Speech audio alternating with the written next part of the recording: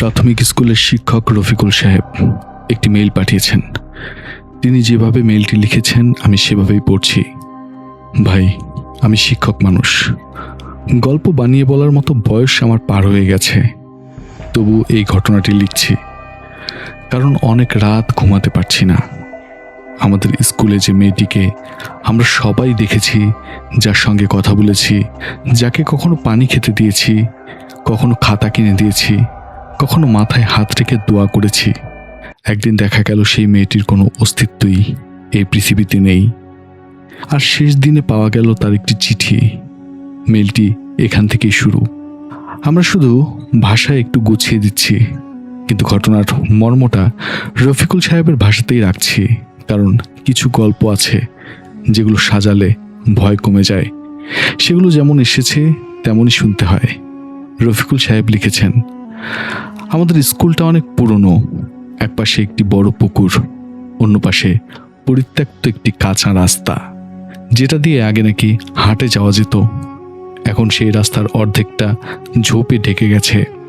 স্কুলের পেছনে একটি পুরনো আম গাছ আছে। গ্রামের মানুষ বলে ওই গাছের ছায়ায় দুপুরের পর শিশুরা খেলতে দেওয়া উচিত না। কেন উচিত না সেটা কেউ পরিষ্কার করে বলে না, শুধু বুড়ো মানুষগুলো বলে সব ছায়া ঠান্ডা হয় না, কিছু ছায়া মানুষকে ডেকে নেয়। আমি এসব কথায় বিশ্বাস করতাম না। মেয়েটিকে প্রথম দেখি বৈশাখের এক দুপুরে। স্কুল ছুটি হয়ে গেছে, মাঠ প্রায় ফাঁকা। আমি অফিস রুমে বসে পরীক্ষার খাতা দেখছিলাম। হঠাৎ দরজার কাছে খুব আস্তে একটি কণ্ঠ শুনলাম, স্যার একটু পানি দেবেন? তাকিয়ে দেখি 10-11 বছরের মতো একটি মেয়ে দাঁড়িয়ে আছে। গায়ের রং শ্যামলা, চোখে অদ্ভুত শান্তি, চুল দুটো বেনি করা, পরনে খুব সাধারণ নীল ফ্রক। তবে ফ্রকটা বেশ পুরনো, যেন বহু বছর আগে কোনো স্কুল ড্রেসের মতো। আমি জিজ্ঞেস করলাম, তুমি কোন ক্লাসে পড়ো? মেয়েটি হাসলো, বলল, আমি মাঝে মাঝে আসি স্যার। আমি ভাবলাম আশপাশের কোনো দরিদ্র পরিবারের মেয়ে হবে। অনেক শিশু আছে নিয়মিত ভর্তি না হলেও স্কুলে আসে। বইয়ের গন্ধ, ঘন্টার শব্দ, বাচ্চাদের ভিড়, এসবের প্রতি তাদের এক ধরনের টান থাকে। আমি তাকে পানি দিলাম। সে 2 হাতে গ্লাস ধরে ধীরে ধীরে পানি খেলো। তারপর বলল, স্যার আমার নাম মায়া। নামটা শুনে অদ্ভুত ভালো লাগলো। মেয়েটির মধ্যে এমন কিছু ছিল যাকে দেখলে আসলেই মায়া লাগে। এরপর থেকে প্রায় প্রতিদিনই মায়াকে দেখতে পেতাম। কখনো মাঠের এক কোণে দাঁড়িয়ে থাকতো, কখনো ক্লাস 3 জানালার পাশে, কখনো আবার লাইব্রেরির সামনে। আশ্চর্যের ব্যাপার হলো শুধু আমি না, স্কুলের অন্য শিক্ষকরাও তাকে দেখতেন। দপ্তরি করিম চাচা একদিন বললেন, মায়া মেয়েটা খুব ভালো স্যার। আজ সকালে বারান্দা ঝাড়ু দিতে গিয়ে দেখি সে ছোট ছোট পাথর কুড়িয়ে একপাশে রেখেছে, যেন কেউ পা পিছলে না পড়ে যায়। ক্লাস 4-এর ছাত্রী লামিয়া বলছিল, মায়া আপু আমাকে কলম দিয়েছে। আমি জিজ্ঞেস করলাম, কোথায় পেলি? লামিয়া ব্যাগ থেকে একটি নীল কালি কলম বের করলো। কলমটি খুব পুরনো মডেলের, এখন আর বাজারে সহজে খুব একটা পাওয়া যায় না। তবু তা দিয়ে লেখা যায় খুব সুন্দর নীল কালি দিয়ে। লামিয়ার খাতায় সেই কলমে লেখা ছিল, ভালো মানুষ হলে কেউ একা থাকে না। মায়া কারোর সঙ্গে বেশি কথা বলতো না, কিন্তু যেদিন কথা বলতো এমন কথা বলতো যা শিশুদের মুখে মানায় না। একদিন দুপুরে দেখি সে পুকুর পাড়ে বসে জল দেখছে। আমি কাছে গিয়ে বললাম, মায়া বাড়ি যাবে না? সে বলল, সবাই তো বাড়ি যায় না স্যার, কারো কারো বাড়ি থাকে কিন্তু দরজা থাকে না। আমি হেসে বললাম, তোমার বাড়ি কোথায়? সে আঙুল তুলে স্কুলের পেছনের ঝোপের দিকে দেখালো, বলল, ওইদিকে ছিল। আমি বললাম, ছিল মানে? সে আমার দিকে তাকিয়ে খুব ধীরে ধীরে বলল, কিছু কিছু জায়গা থাকে না, শুধু মনে থাকে। ওই কথাটা তখন আমি গুরুত্ব দিইনি, ভেবেছিলাম মেয়েটা হয়তো কল্পনাপ্রবণ। কিন্তু এখন মনে হয় সে প্রথম দিন থেকেই আমাদের কিছু একটা বলতে চাইছিল, আমরা কেউ বুঝিনি। মানুষ জীবিতদের ভাষা বুঝতে শিখে, কিন্তু যারা আর জীবিত নয় তাদের ভাষা শুনলেও মানুষ তা গল্প ভেবে উড়িয়ে দেয়। বর্ষা শুরু হওয়ার পর মায়ার উপস্থিতি আরও বাড়ল। স্কুলের বারান্দায় বৃষ্টির পানি পড়লে সে এসে দাঁড়াতো। তার পায়ের কাছে কখনো কাদা লাগতো না। এ বিষয়টি আগে আমরা খেয়াল করিনি। একদিন ভারী বৃষ্টির পরে দেখি সব শিশুর পায়ে কাদা, স্যান্ডেল ভেজা, কিন্তু মায়ার পা শুকনো। এমনকি তার ফ্রকের নিচের অংশে কোনো কাদা নেই। আমি জিজ্ঞেস করলাম, তুমি কি ভেজোনি? সে বলল, আমি ভিজলে ঠান্ডা লাগে না স্যার, আমার আর জ্বর আসে না। কথাটা শুনে বুকের ভেতর কেমন জানি খালি খালি লাগলো। একদিন স্কুলে জাতীয় সঙ্গীতের সময় মায়া লাইনের একেবারে শেষে দাঁড়িয়েছিল। আমি দূর থেকে তাকিয়েছিলাম। আশ্চর্যভাবে দেখলাম সকালের রোদে সব শিশুর ছায়া মাটিতে পড়ছে, কিন্তু মায়ার ছায়া খুব অস্পষ্ট, যেন তার শরীর আলোকে পুরোপুরি আটকাতে পারছে না। আমি চোখ মুছে আবারও তাকালাম। তখন মনে হলো হয়তো ভুল দেখছি। যুক্তিবাদী মানুষ আমরা, নিজের চোখকে সন্দেহ করি, কিন্তু অদ্ভুত ঘটনাকে সন্দেহ করি না। সেটাই আমাদের ভুল। স্কুলের প্রধান শিক্ষক একদিন বললেন, রফিকুল, মেয়েটা কোন এলাকার? ভর্তি করানো দরকার। নাম ঠিকানা ছাড়া এভাবে ঘোরাঘুরি ঠিক না। আমি বললাম, স্যার, কাল জেনে নেব। পরদিন মায়াকে ডেকে বললাম, তোমার বাবার নাম বলো।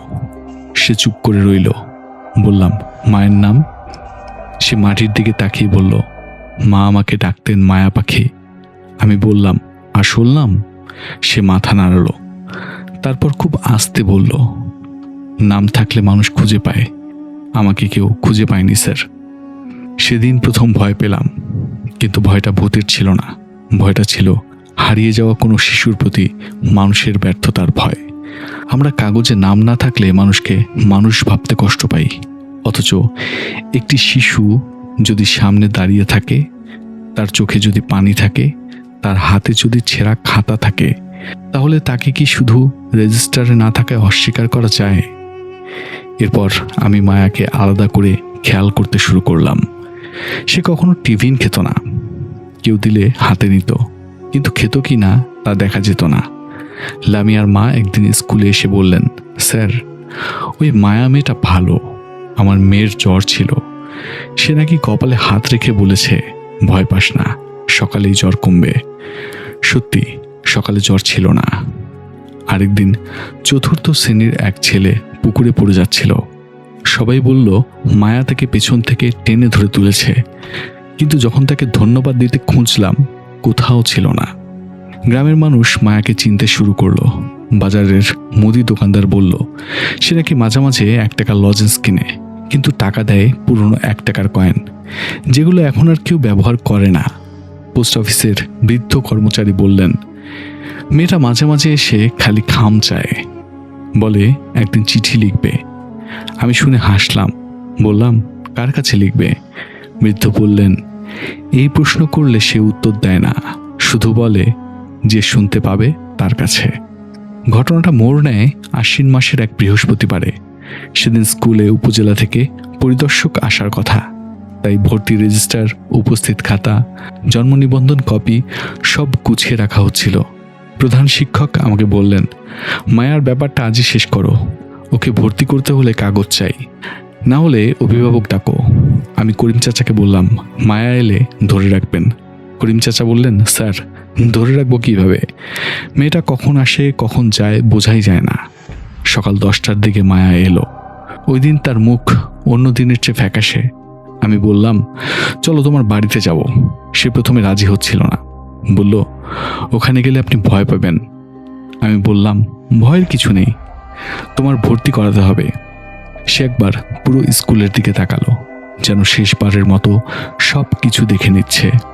তারপর বলল, চলুন স্যার। আমি, করিম চাচা আর স্থানীয় মেম্বারের ছেলে রুবেল 3 জন মায়ার পেছনে হাঁটতে লাগলাম। সে আমাদের স্কুলের পেছনে ঝোপের দিকে নিয়ে গেল। পথে কোনো কথা বলল না। ঝোপের ভেতর দিয়ে একটি সরু পথ আছে, আমি আগে কখনো যাইনি। একটু দূরে গিয়ে দেখি ভাঙা ইটের ভিত্তি, মাটির নিচে চাপা পড়ে থাকা চৌকাঠ আর একটি শুকনো কুয়ার মতো গর্ত। জায়গাটা দেখে মনে হলো বহু বছর আগে এখানে কোনো বাড়ি ছিল। এখন শুধুই আগাছা আর নীরবতা। আমি বললাম, মায়া, তোমার বাড়ি কোথায়? সে ভাঙা চৌকাঠের কাছে দাঁড়িয়ে বলল, এটাই ছিল। করিম চাচা হঠাৎ কেঁপে উঠলেন, বললেন, এই জায়গা তো হালিম মাঝির বাড়ি ছিল, অনেক বছর আগে বন্যাতে রাতে ভেঙে গিয়েছিল। রুবেল বলল, হালিম মাঝি, যার মেয়ে হারিয়ে গিয়েছিল? করিম চাচা রুবেলের দিকে তাকিয়ে চোখ বড় করে বললেন, চুপ কর। আমি বললাম, কি ঘটনা?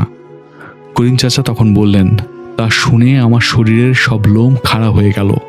প্রায় 15 বছর আগে এক ভয়ঙ্কর বন্যার রাতে এই বাড়িটি ভেঙে পড়ে। হালিম মাঝি, তার স্ত্রী আর তাদের ছোট মেয়ে নিয়ে নিখোঁজ হয়। পরে নদী থেকে দুজনের লাশ পাওয়া যায়। মেয়েটিকে পাওয়া যায়নি। গ্রামের লোকজন বলতো মেয়েটি হয়তো স্রোতে ভেসে গেছে। তার নাম ছিল মেহেরুন, ডাক নাম ছিল মায়া। আমি পিছনে তাকালাম। মায়া তখন ভাঙা দরজার কাছে দাঁড়িয়ে। তার মুখে কোনো ভয় নেই, শুধু একরকম ক্লান্তি। আমি বললাম, তুমি মেহেরুন? সে উত্তর দিল না। বাতাসে তখন শুকনো পাতার শব্দ হচ্ছিল, কিন্তু আশ্চর্য, আশেপাশে কোনো বাতাস ছিল না। সে শুধু বলল, স্যার, আমি তো স্কুলে যেতে চেয়েছিলাম। মা বলেছিল বন্যা কমলে আমাকে ভর্তি করবে, কিন্তু পানি আগে এলো। আমার মাথা ঘুরছিল। আমি যুক্তি খুঁজছিলাম। হয়তো গ্রামের কোনো এতিম মেয়ে পুরনো গল্প শুনে নিজের পরিচয় বানিয়েছে। হয়তো সে মানসিকভাবে অসুস্থ। হয়তো সব কাকতালীয়। মানুষের মস্তিষ্ক ভয় পেলে যুক্তির শেষ টুকরো আঁকড়ে ধরে। কিন্তু সেই মুহূর্তে মায়া যা করলো তার কোনো ব্যাখ্যা আমার কাছে নেই। সে ভাঙা চৌকাঠে হাত রাখল। মাটি একটু নরম হয়ে গেল, যেন কেউ ভিতর থেকে মাটি সরাচ্ছে। করিম চাচা দৌড়ে এসে আমার হাত ধরলেন, বললেন, স্যার, এখান থেকে চলেন। কিন্তু আমরা যেতে পারলাম না। মাটির ফাঁক থেকে একটি ছোট্ট টিনের বাক্স বেরিয়ে এলো। বাক্সটির গায়ে মরচে পড়েছে। ঢাকনাটা কেমন যেন নিজে নিজেই আলগা হয়ে গেল।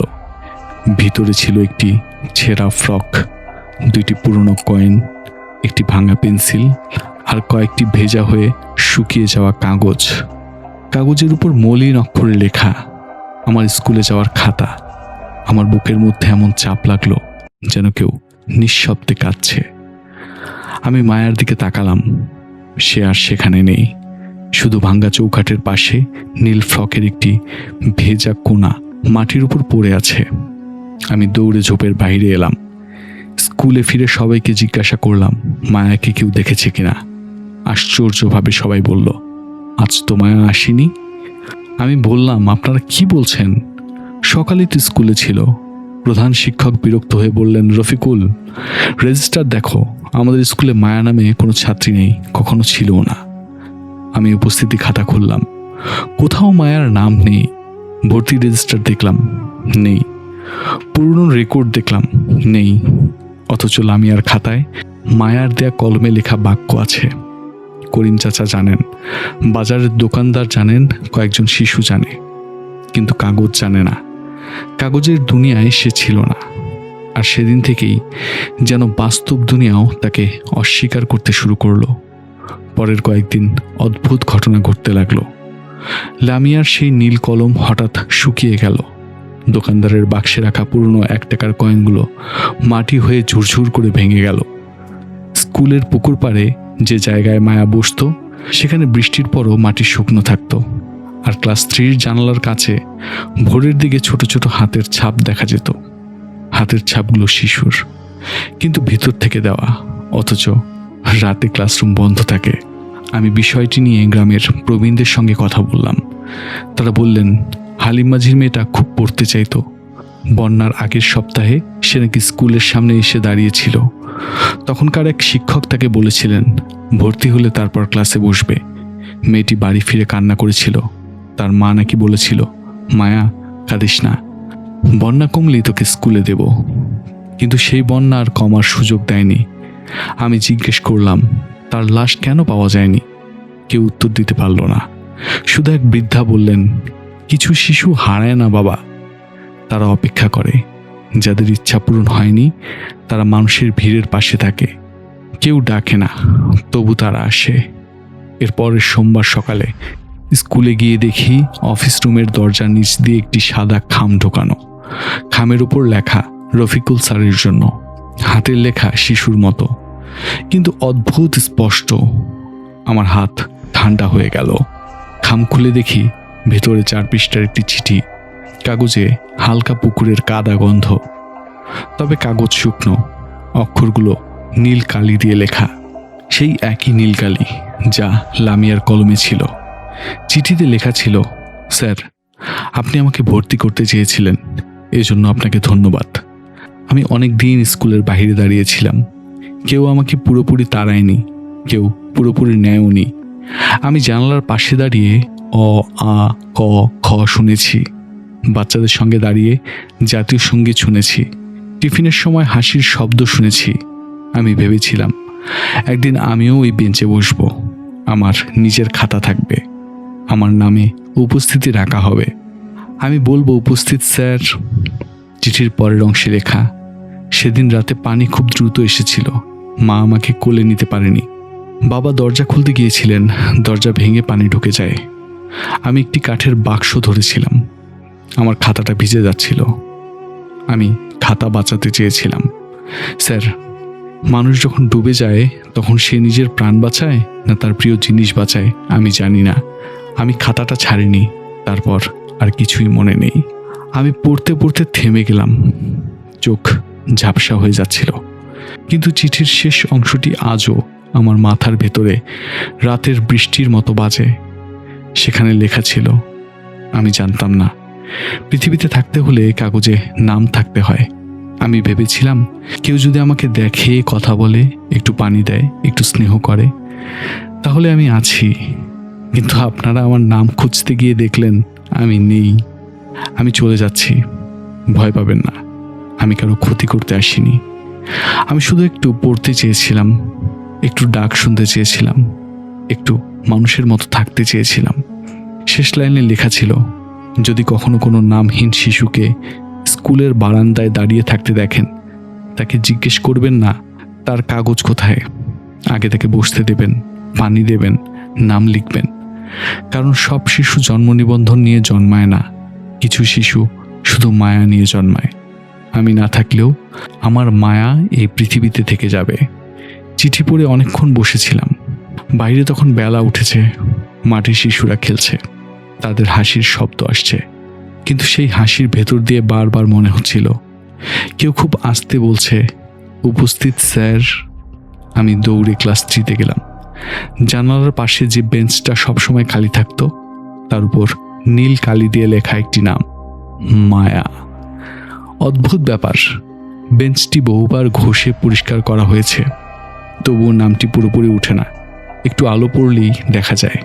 এরপর আমরা স্কুলে একটি নতুন নিয়ম করেছি। যে কোনো শিশু যদি ভর্তি না হয়েও স্কুলে আসে, তাকে বারান্দায় দাঁড় করিয়ে রাখা হয় না। আগে বসতে দেয়া হয়, তার জন্য খাতা রাখা হয়, দুপুরে খাবার দেয়া হয়, পরে কাগজ দেখা হয়। প্রধান শিক্ষক প্রথমে আপত্তি করেছিলেন, কিন্তু পরে তিনি বললেন, রেজিস্টার নাম উঠাতে দেরি হতে পারে, মানুষের মনে জায়গা পেতে দেরি হওয়া উচিত নয়। চিঠিটা আমি এখন লকারে রেখে দিয়েছি। মাঝে মাঝে খুলে দেখি, কাগজের গন্ধ বদলায় না। ভেজা মাটি, পুরনো খাতা আর শিশুর হাতের কালি, এই তিনটির মিশ্র গন্ধ। অদ্ভুতভাবে চিঠির শেষ লাইনটি কখনো ফিকে হয় না, বরং যত সময় যায় অক্ষরগুলো তত গাঢ় হয়। কয়েক সপ্তাহ আগে আরেকটি ঘটনা ঘটেছে। নতুন ভর্তি হওয়া একটি ছোট্ট ছেলে, নাম সিয়াম, ক্লাস শেষে আমাকে বলল, স্যার, আজ একটা আপু আমাকে অ, আ, ক, খ লিখতে শিখিয়েছে। আমি জিজ্ঞেস করলাম, কোন আপু? সে জানালার পাশে খালি বেঞ্চটার দিকে আঙ্গুল দেখিয়ে বলল, ওই যে নীল জামা পরা আপু। আমি তাকালাম, বেঞ্চে কেউ নেই, শুধু জানালার কাছে বৃষ্টির ফোঁটা জমে আছে। ফোঁটাগুলো ধীরে ধীরে গড়িয়ে নিচে নামছিল, আর তাদের রেখা মিলে ঠিক যেন ছোট হাতের লেখা তৈরি করছিল। সেখানে লেখা হচ্ছিল, আমি আছি। রফিকুল সাহেব মেইলের শেষে লিখেছেন, ভাই, আপনি যদি এই গল্পটি বলেন, অনুরোধ একটাই, এটাকে শুধু ভূতের গল্প বানাবেন না। মায়া যদি সত্যি অশরীরী হয়, তবু সে ভয় দেখাতে আসেনি, সে আমাদের ভুল দেখাতে এসেছে। আমরা কত শিশুকে চোখের সামনে রেখেও দেখি না, কত শিশুকে কথা বলেও শুনি না, কত শিশুকে রেজিস্টার বাইরে বলে মানুষের বাইরে ফেলে রাখি। হয়তো মায়া তাদেরই একজন, হয়তো সে আর কোনোদিন আসবে না, হয়তো সে প্রতিটি স্কুলের জানালার পাশে দাঁড়িয়ে থাকে, যেখানে কোনো এক শিশু শুধু বসার জায়গা চায়। এই পর্যন্তই মেইল। আমরা জানি না রফিকুল সাহেবের এই গল্পটি কতটা অদৃশ্য কোনো ব্যথার ভাষা, কিন্তু গল্পটা পড়ার পর একটা ব্যাপার বারবার মনে হচ্ছে। পৃথিবীতে কিছুর উপস্থিতি আছে যাদের প্রমাণ কাগজে পাওয়া যায় না, পাওয়া যায় কোনো এক পুরনো বেঞ্চে, কোনো শিশুর শুকনো চোখে, কোনো ভেজা খামের গন্ধে, কিংবা রাতের শেষ প্রহরে শোনা খুব নরম একটি কণ্ঠে। আজ যদি আপনি কোনো পুরনো স্কুলের পাশ দিয়ে যান আর দেখেন বারান্দার এক কোণে নীল ফ্রক পরা কোনো এক শিশু দাঁড়িয়ে আছে, খুব তাড়াতাড়ি চোখ ফিরিয়ে নেবেন না। হয়তো সে পথ হারায়নি, হয়তো সে শুধু অপেক্ষা করছে কেউ তাকে জিজ্ঞেস করবে, তোমার নাম কি? আর সে মৃদু হাসবে, বলবে, আমার নাম মায়া। আমি না থাকলেও আমার মায়া এই পৃথিবীতে থেকে যাবে। গল্পটি কেমন লাগলো আমাদেরকে অবশ্যই জানাবেন কমেন্টস বক্সে। আর এরকম আরও গল্প শুনতে আমাদের চ্যানেলটি সাবস্ক্রাইব করুন। আপনার কাছে যদি কোনো গল্প থাকে তাহলে আমাদের এই মেইলে মেইল করুন। ধন্যবাদ।